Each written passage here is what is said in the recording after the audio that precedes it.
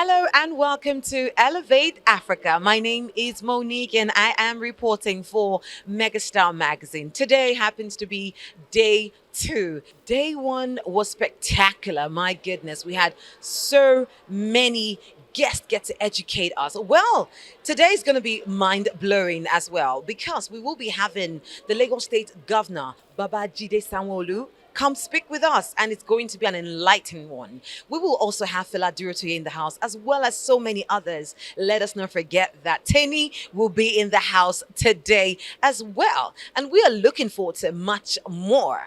What is Africa to you? Remember, the theme is the Africa we see. What do you see about Africa? Let's go inside and find out more of what we see.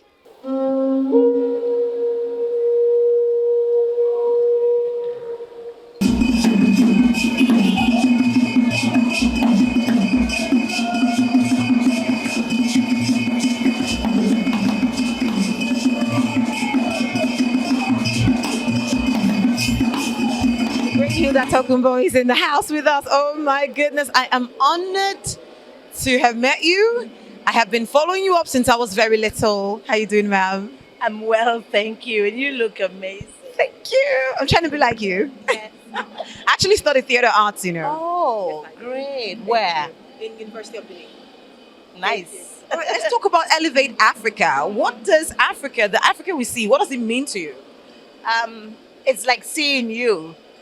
You are African. I'm African, proudly so too.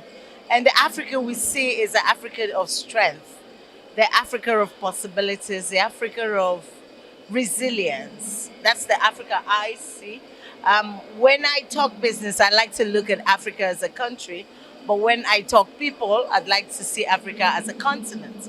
So what we're doing here is marrying the two and saying we can look at us as a people and us as business entities.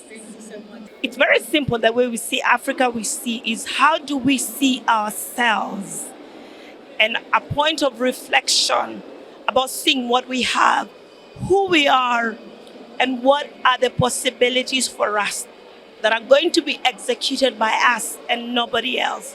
So I think the Africa we see, for me, it's an amazing platform. It's a point of reflection of us taking stock of what do we have in our hands? Who are we as a people? Who are we as a continent? What do we have? Because we've got so much. And it's interesting because that's the way the world sees us. The world sees the potential, but we don't see it.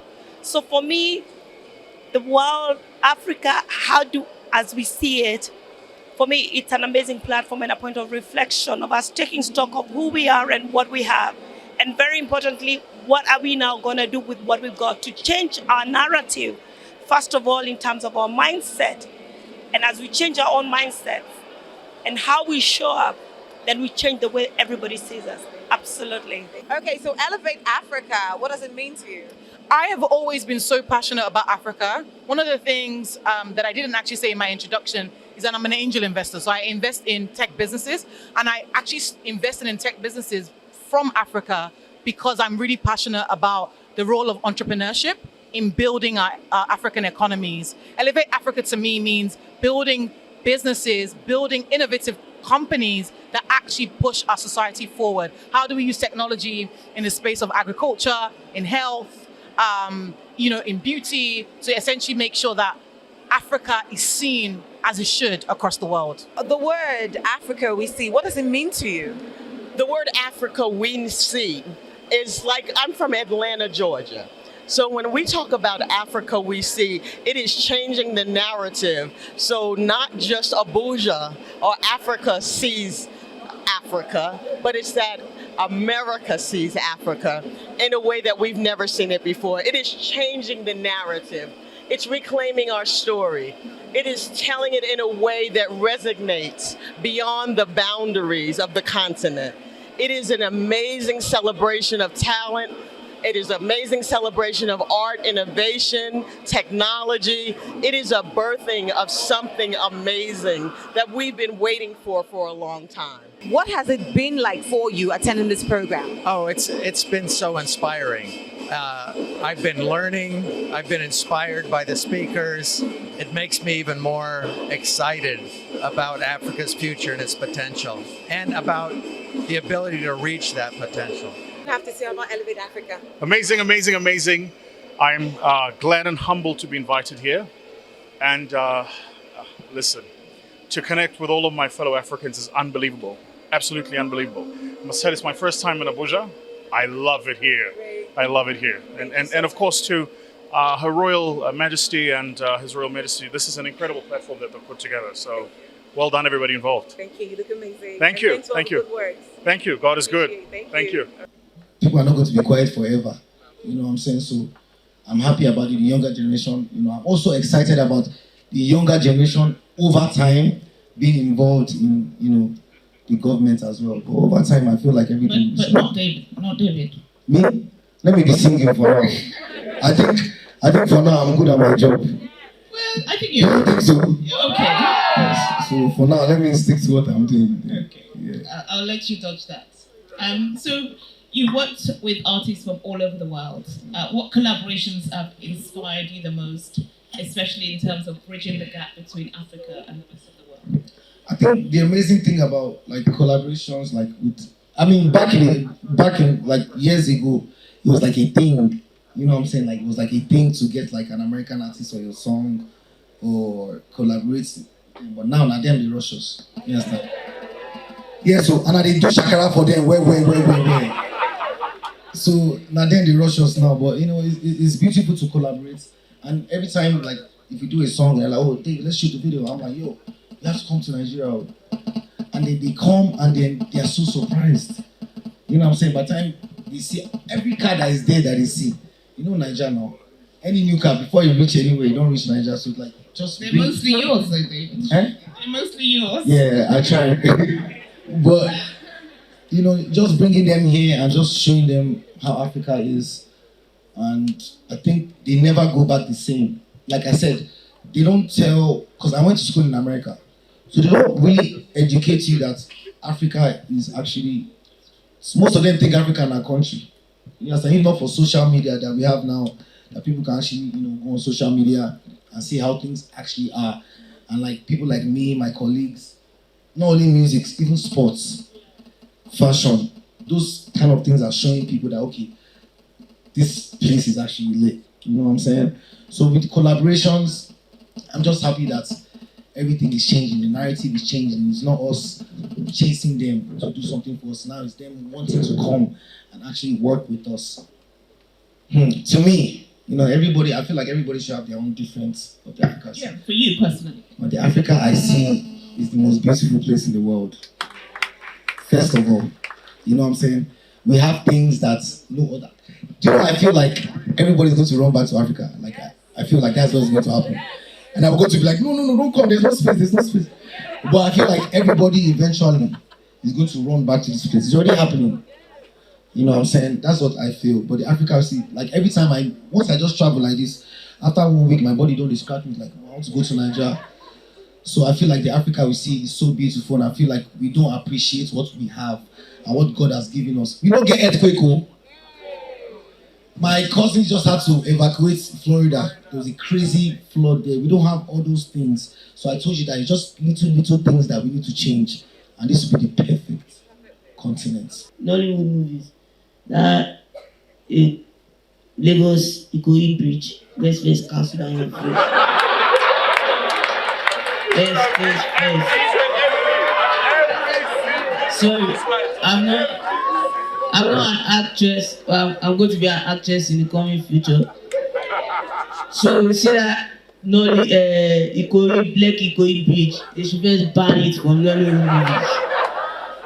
Then let's stop that one. We can shoot in other parts of Africa.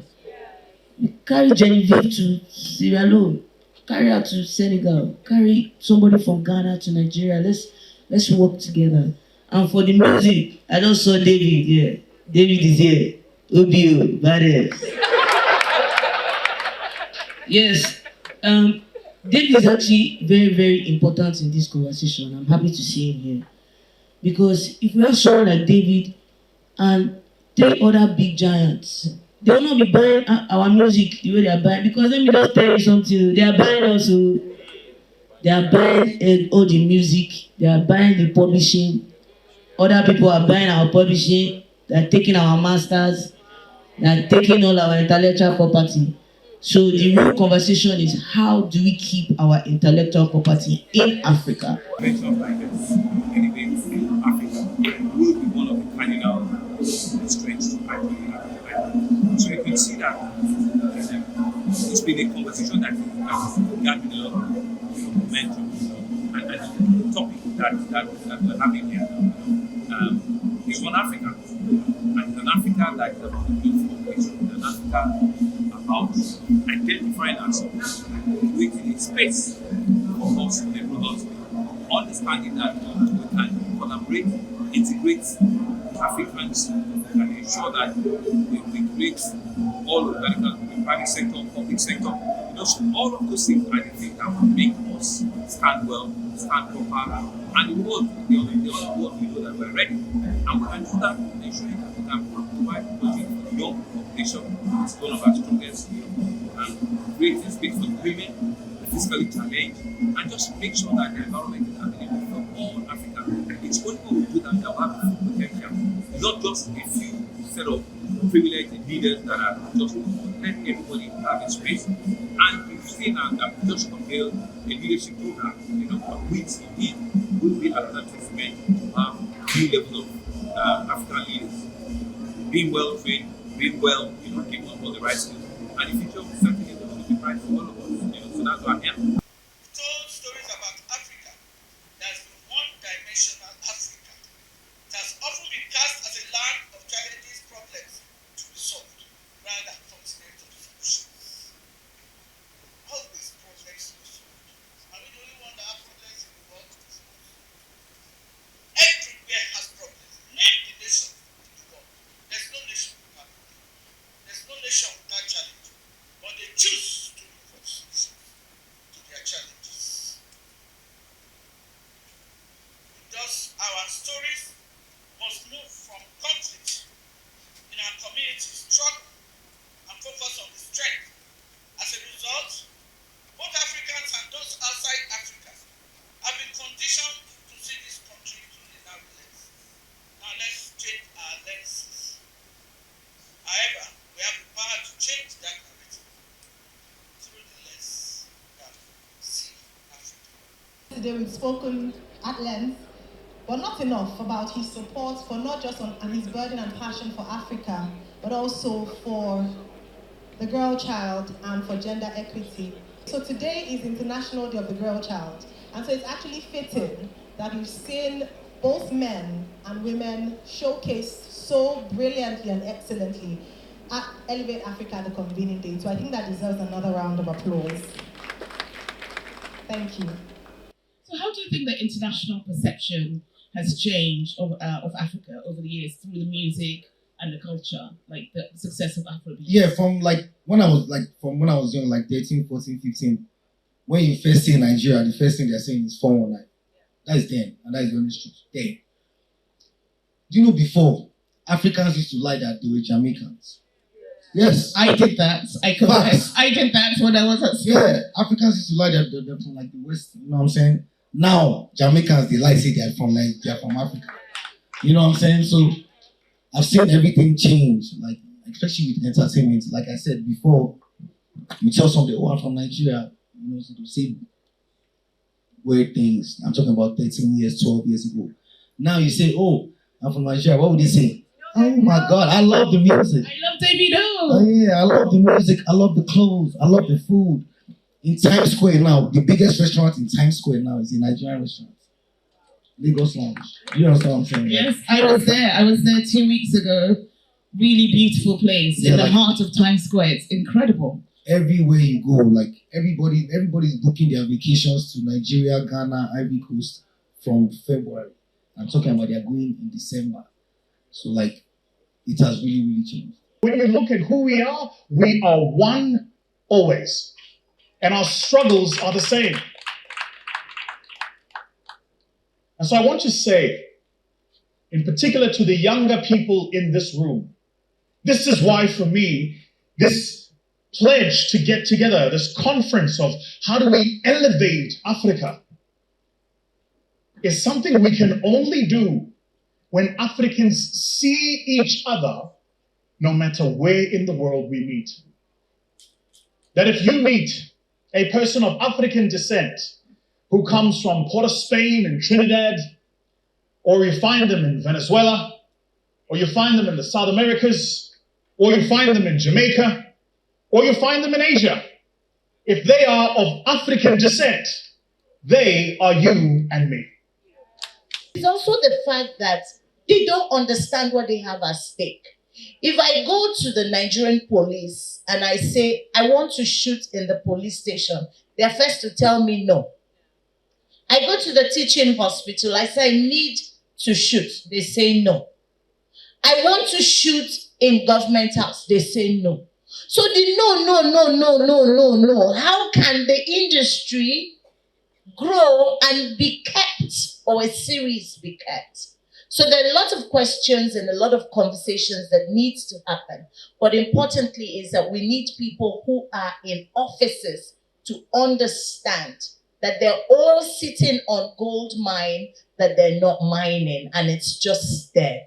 But one day, hopefully, somebody will see what we're doing and somebody will say, let's invest in this. And then we can have productions and they say, this is funded by this government, and that can be kept running for several years, because it will be teaching our children our history, our cultures, our traditions, and importantly, our values as a people. Now, what would you like to say to the to Her Majesty and His Majesty? No, for me, it's we want to thank them for being selfless, because what they're doing is a non-charitable organization to promote African heritage, and that in itself is a worthy cause which they are doing on behalf of Africans. We want to thank them and congratulate them for a successful hosting the first edition of this event. Thank you. Is to be able to create opportunity for the youth, for the women, for the challenge in our environment,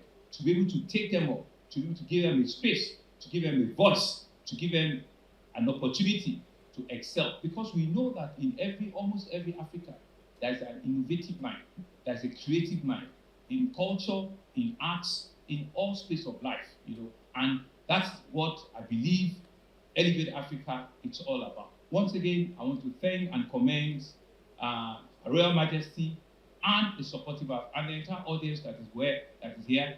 Let us not just make it a talk show.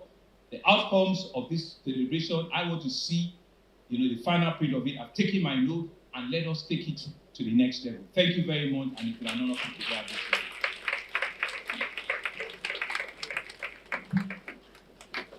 Until we Africans can start seeing the importance of showing our own content on even terrestrial TV, we will still be at this place. It happened in Ghana, where it used to be one Things We Do for Love. It was one of the longest Ghanaian series on TV. It was running, and then suddenly the Mexican series started coming. Telemundo became a thing. Things We Do for Love left from a prime time to like a time that nobody wants to watch. Telemundo became the thing that everybody wants to watch, so it's become a prime content. And it's the same thing happening in Nigeria, where the Z World, the Telemundo are what our mothers are now watching. So our mothers have left watching African content to watching Telemundo and Z World. What happens to banning those contents? What happens to keeping them where everybody wants to see? Because we want our African content to be the ones that our Africans get to see. That's where our problems lies. So it's us, we are the problems. Because you're depriving us from earning and from making the country income, because Hollywood is Hollywood because Hollywood has seen that the entertainment industry, the creative industry is what makes them the most money, aside everything else. Africa is a continent full of many resources, both natural and human. Our population is very diverse in numbers and in skill, in talent. The Africa I see is a great one, is one that can take over the world, will take over the world and become a world power in the nearest future. I don't think they're desperate. I think everyone is entitled to greatness in their own right. From having a dream, I also once had a dream, and I'm still dreaming. So to anyone who has a dream of wanting to be something so great, you're not crazy. You're not mad. Greatness can seem like madness. So keep going. This is a wonderful initiative. I think it should be done even more often. More people from my world in the entertainment world need to be invited as well, to hear their opinions and, how we can come together for the greater good of Africa. That truly, as the Americans say, out of many, one, there is no better place that captures this than this continent that we call home. These 1.3 billion people from 55 different countries and 4,000 different dialects and languages, over 1,000 different tribes. If you skim through all of that, you recognize that in every home is a mother who wants better for her next generation, a father who's willing to do anything he can to provide, protect for that generation, a church willing to pull that community together, a people looking to rise up from where they have come from, a generation that says, far be it for us to say, but we take the mantle from our ancestors and we will build a future that is better than our past. Everywhere you go, if you see us, we are at the same place, having the same struggle, talking about the same issues, looking for the same things. So can I say here, hear me and hear me now, Africans, we're not each other's enemies. Okay, so I'm in the middle of the Arise family. Oh my goodness. In fact, I don't know what to say. I'm amazed. I'm stunned.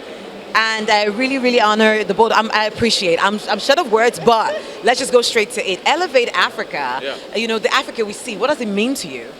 It's about promise. I cover business, so I think of Africa in terms of the economy, 1.4 billion people, poverty, underdevelopment, but the potential based on youth and their skills and talent. So when I think about Africa, I think about growth and a promising future.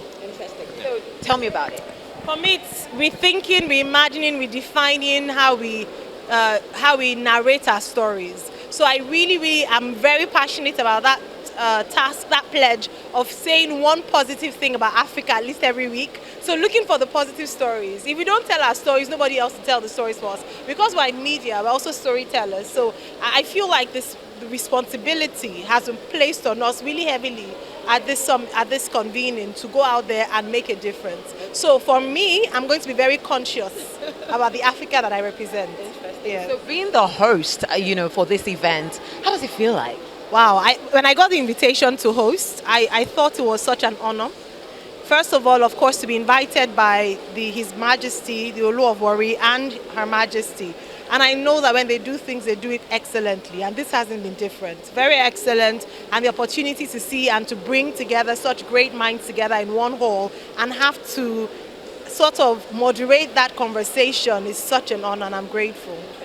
So you moderated one of the sessions, right? Yeah, What was it like? What did it feel like? Yeah, it was a great session. First of all, I believe that technology is the way, the truth, and the light, and no economy can reach full capacity or develop human capital development without technology. So I was very happy that they asked me to moderate a panel on how technology can streamline trade. So it was, and the panelists were great. And Ayo has been amazing. She has been amazing. Sorry, something that Rotus is passionate about. When I was introducing him, I wasn't joking. If there's one person who is always looking at the positive side of things, even when the story isn't very positive, then it's Rotus. And obviously very critical thinker, so they couldn't have chosen a better moderator. He's always talking about tech, Africa's space in the tech world, in the tech race, in AI. We haven't yet caught up. Rotus is light years ahead. So I'm glad that he got the opportunity to moderate that session. It's something he's really passionate about. And all of us were watching like, oh, that's the man for the job. He did a great job. It was a smooth, easy, interesting conversation, start to finish. Thank you. And I must give Ayo her flowers. Okay, you want to throw it back? It's a throwback. I've worked with Ayo. Ayo and I have worked together on radio.